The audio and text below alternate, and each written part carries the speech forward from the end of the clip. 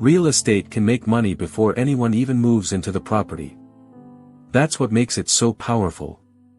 A developer can buy land, change what can be built on it, finance the project, construct a property, sell it for more than it cost, and potentially use the profits to fund the next project. An investor can buy a property, rent it out, collect cash flow, build equity, and watch the property become more valuable over time. And sometimes, the same property can make money in several of these ways at once. But here's the part most people miss. Real estate doesn't make money through one magic trick. It makes money through a system. And once you understand that system, property starts to look very different. So today, we're going to follow the money. From an empty piece of land, to construction, to rent or sales, to cash flow, to equity, to appreciation, and eventually, to the next property. Because by the end of this episode, you'll understand exactly how the real estate money machine works. Let's start where every property story begins. Land. A piece of land sitting there isn't automatically valuable. Its value depends heavily on what people can do with it. Location matters. Access matters.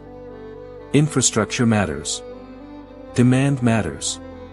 And perhaps most importantly, what can legally be built there? Imagine two pieces of land that look almost identical. One is surrounded by roads, businesses, schools, transportation, and growing neighborhoods. The other is difficult to access and has limited development potential. Same amount of land. Completely different economics. That's because developers aren't simply buying land. They're buying potential. A piece of land becomes far more interesting when someone can transform that potential into something people are willing to pay for. And that's where the first real opportunity appears. Development. A developer might buy land that currently supports one house. But if planning rules allow several houses, apartments, shops, or another higher value use, the economic potential of that land can change dramatically. The land didn't physically change. Its development potential did. And that potential can create value before construction even begins. But there's a problem. You have to pay for the land first. And land can be expensive. Very expensive. So where does the money come from? Sometimes it comes from the developer. Sometimes it comes from investors. And sometimes it comes from a bank. Usually, it's a combination. This brings us to one of the most important concepts in real estate. Leverage. Leverage means using borrowed money to control a larger asset. Imagine you have $100,000. Instead of buying a property worth $100,000, you use that money as part of the purchase and borrow the rest. Now you're controlling a much larger asset with less of your own money. That can be extremely powerful. But there's a catch. The property doesn't have to perform well for the bank to expect its payment. The debt still exists. Which means leverage can amplify returns. But it can also amplify losses. Now the land has been purchased. The financing is in place. And the developer has to turn the plan into something real. Construction begins. Money starts flowing into architects, engineers, contractors, workers, materials, equipment, permits, insurance, transportation, and dozens of other expenses. And this is where the developer discovers something important. A construction budget is not a suggestion. Every delay can cost money. Every mistake can cost money.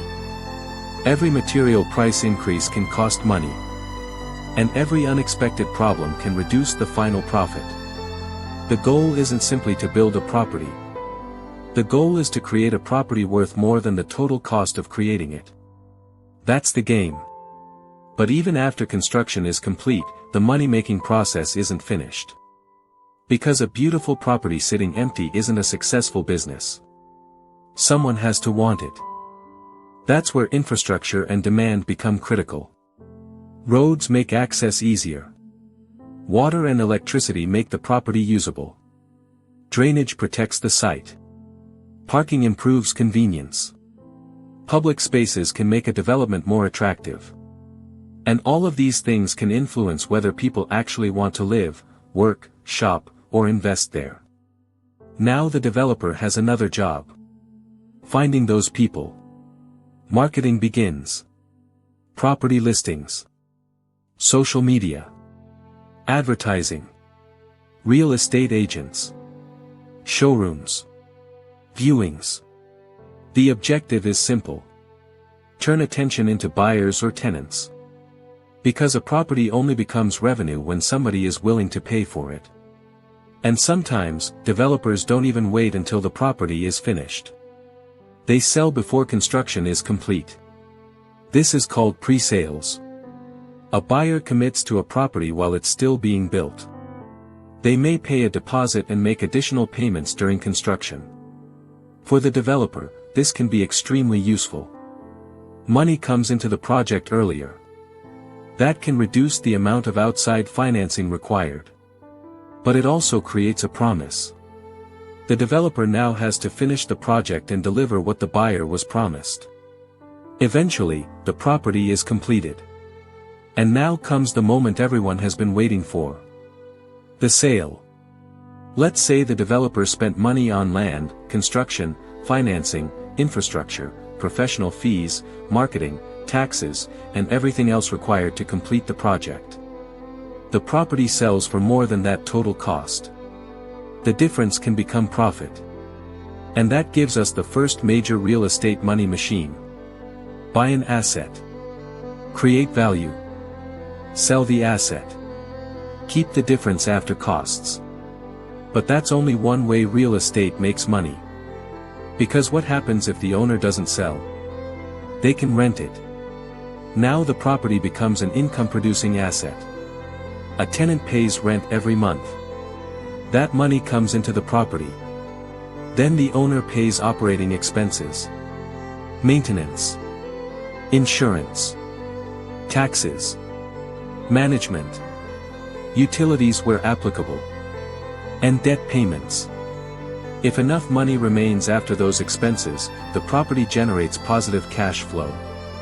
And this is where real estate becomes particularly interesting. The owner can potentially make money while still owning the property. Think about that. The property can produce income and remain an asset. But rental income doesn't simply appear. Someone has to manage the property. Tenants have to be found. Rent has to be collected. Repairs have to be handled. Common areas have to be maintained. Problems have to be solved. And vacancies have to be reduced. Because a property can be worth a lot of money and still produce disappointing returns if it is poorly managed. Now let's make the picture bigger. Real estate isn't just houses. There are offices, shopping centers, restaurants, warehouses, distribution facilities, industrial buildings. Each one uses the same basic principle. A property provides something valuable. A business or individual pays for access to it. And the owner collects that income. Take retail property. A store isn't simply paying for four walls. It's paying for access to customers. That's why foot traffic can be incredibly valuable. A busy location can attract stronger tenants and support higher rents. But if customer traffic disappears, the economics can change quickly. The same principle applies to industrial property. A warehouse near major highways, ports, airports, or large population centers can be extremely valuable because businesses are willing to pay for efficient logistics. Location isn't just about where the building is. It's about what the location allows the building to do. Now let's return to the investor. They own a property. The property produces income. But something else may be happening in the background. The mortgage is gradually being paid down. Every payment can reduce the amount of debt owed. And as that debt falls, equity can grow. Equity is simply the property's value minus the debt attached to it. Imagine a property is worth $500,000. The owner owes $300,000. That means the owner has $200,000 of equity.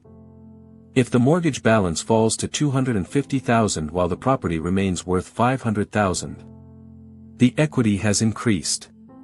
And if the property also becomes more valuable, the owner's equity can grow even faster.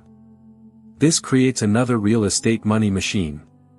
Cash flow plus equity. But we're still not done. Because the property itself may become more valuable. This is called appreciation. A city grows. New roads are built. Businesses arrive. Population increases. Schools improve. Transportation expands. Demand increases. And suddenly, a property that was worth $500,000 may be worth considerably more. The investor didn't necessarily build anything new. The market changed around the property. But smart investors don't always sit around waiting for appreciation. They can create value themselves. They might renovate the property. Improve the layout. Add better amenities. Increase occupancy. Improve management. Reduce unnecessary expenses. Or increase rental income. And this is where something fascinating happens. For income-producing property, higher income can sometimes lead to a higher property value. So an investor may increase the value of the property by making the property itself perform better. They're not simply waiting for the market. They're improving the business. Now imagine the property has increased significantly in value. Does the investor have to sell? Not necessarily. They may refinance. The owner takes out a new loan based on the property's current value. The old loan is repaid. And depending on the numbers and the lender's requirements, some additional capital may become available. The investor still owns the property. But there's now more debt against it. Which means the strategy can create another opportunity. And another risk. Because borrowed money is still borrowed money. And this is why cash flow matters. If the property produces strong income, additional debt may be manageable. If the property barely covers its existing expenses, taking on more debt can make the situation much more fragile. This is the part of real estate that often gets ignored when people talk about getting rich from property. The upside gets attention. The risk usually doesn't. Interest rates can rise. Vacancies can increase. Repairs can arrive at the worst possible time. Taxes can reduce returns. Insurance can become more expensive. Property values can fall. And debt doesn't disappear simply because the market is having a bad year. Let's take vacancy. A tenant leaves. The rent stops. But the mortgage doesn't. The taxes don't. The insurance doesn't. And the maintenance doesn't. Every month the property stays empty, cash flow can disappear.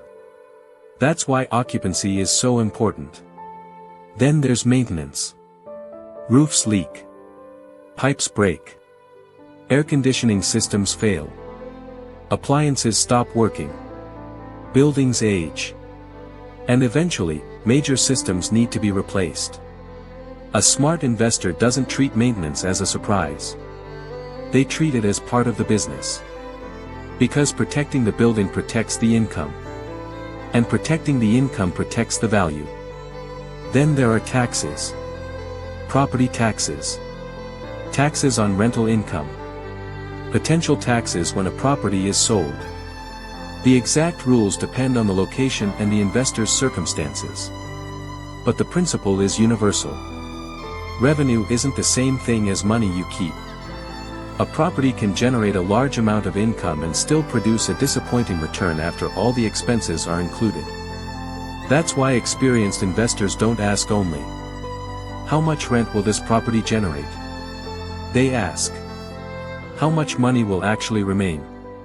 Now let's talk about another force that can completely change the numbers. Interest rates. When borrowing becomes cheaper, investors may be able to afford more property. When borrowing becomes more expensive, monthly debt payments rise. Cash flow can shrink. Some projects stop making financial sense. And buyers may no longer be able to afford the same prices they could afford before. So interest rates don't just affect mortgages. They can affect the economics of the entire property market. And then there is supply and demand. This is one of the simplest ideas in economics, but one of the most powerful forces in real estate. If many people want homes and only a small number are available, buyers compete. Prices can rise. Rents can rise. Developers have an incentive to build more. But if too many properties are built and demand doesn't keep up, vacancies rise. Landlords compete for tenants. Rents can weaken. And property values can come under pressure. That's why a great property in a weak market can still struggle. And why a relatively ordinary property in a high-demand location can perform exceptionally well. Real estate also moves through economic cycles. During strong economic periods, jobs increase. Businesses expand. Incomes rise. People feel more confident. Property demand can strengthen.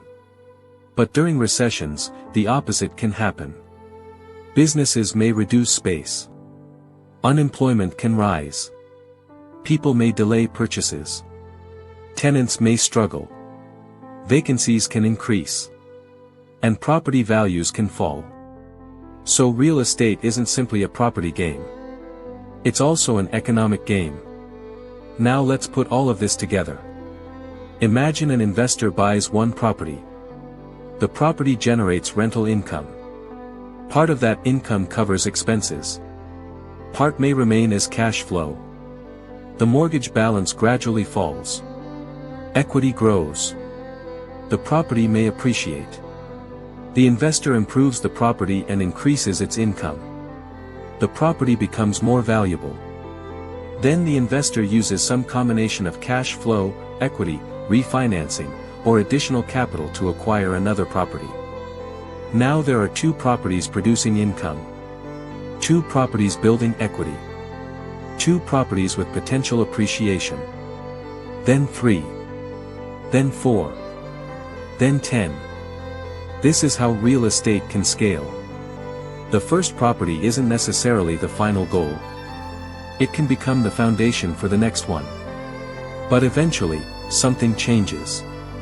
The investor stops simply owning properties. They start running a business. Because a portfolio of properties requires systems. Tenants. Maintenance. Accounting. Insurance. Taxes. Financing. Property management. Vacancy control. And ongoing decision-making.